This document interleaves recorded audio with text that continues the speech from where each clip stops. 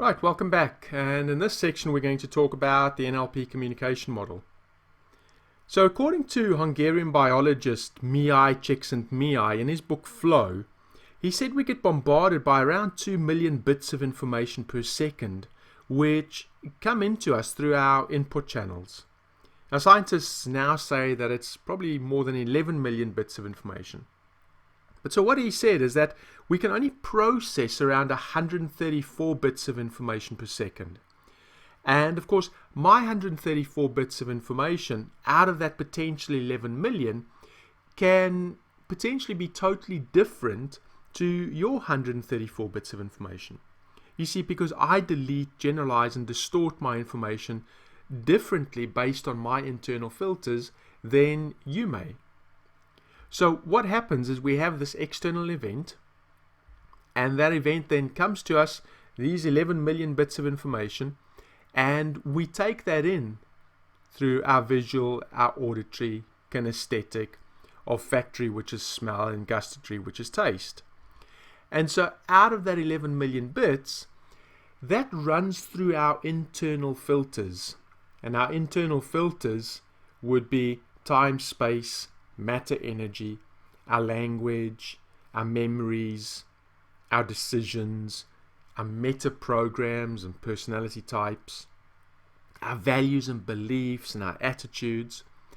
And those filters will then go ahead and we will delete, generalize, and distort the information to take in our 134 bits out of that potential 11 million.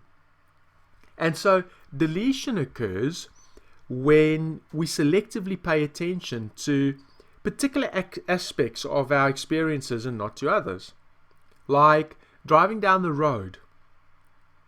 And you know what? When you drive down the road, you don't pay attention to every single signboard.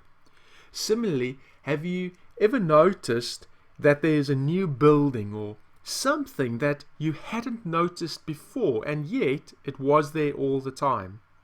You see, you simply deleted it because it wasn't important to you before then.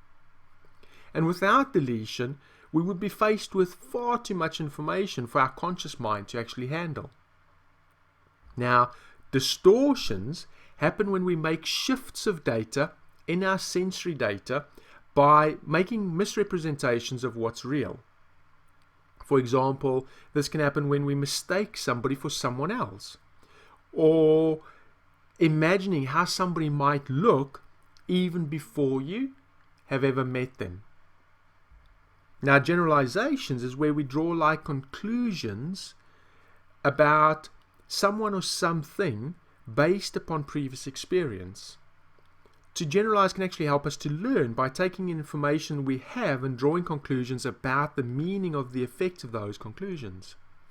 Example, if you've ever burnt your hand on a hot plate once, you don't need to touch another hot plate to know that that will also burn.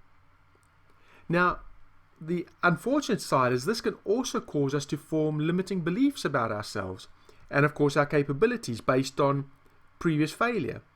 And that in turn, of course, can hold us back from doing that thing again for the rest of our life.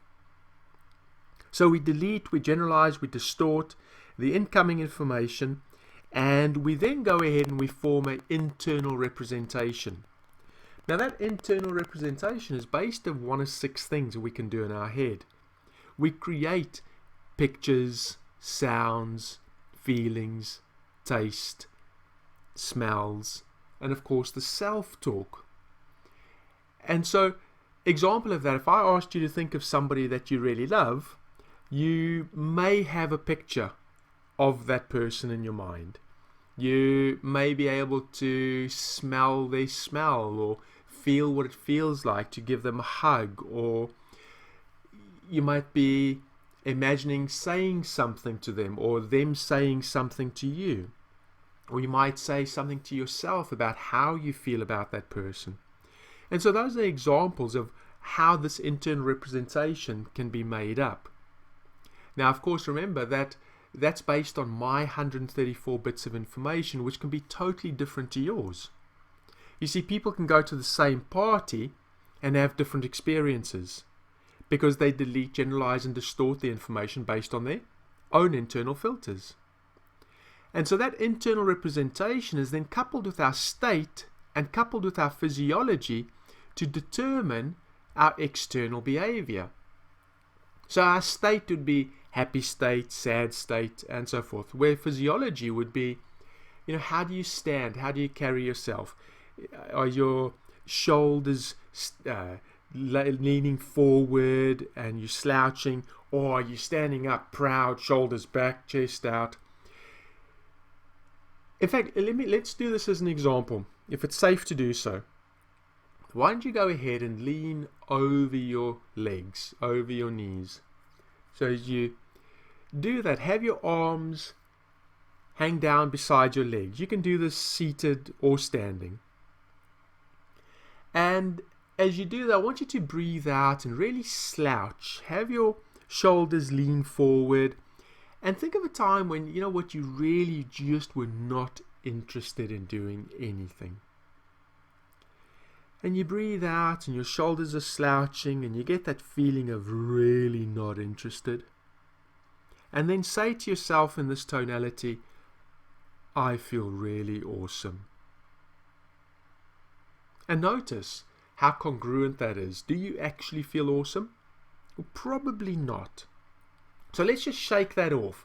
Right now, sit or stand up proud, shoulders back, chest out.